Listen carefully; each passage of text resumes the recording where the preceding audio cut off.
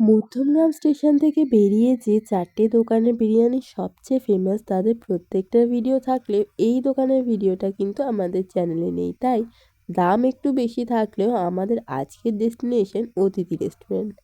ঢুকেই বিল করার পর একটা কুপন পেলাম, যদিও লাক ছিল না সাথে, তাই দুঃখী মনে ঢুকে পড়লাম ভিতরে।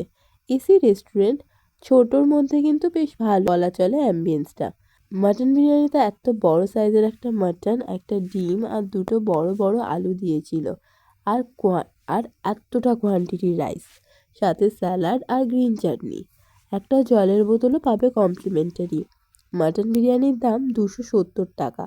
রাইসটা ঝুরঝুরে আর অয়েলি, আলু ছিল এত বড়, সফট ফ্লেভারফুল।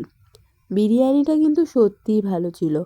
রাইস, আলু, ডিম, মাটন আর স্যালাড চাটনি নিয়ে একসাথে মুখে পড়তেই আলাদাই লাগলো, জাস্ট অসাধারণ। টাকা কিন্তু ওয়েস্ট যাবে না, এটা শিওর।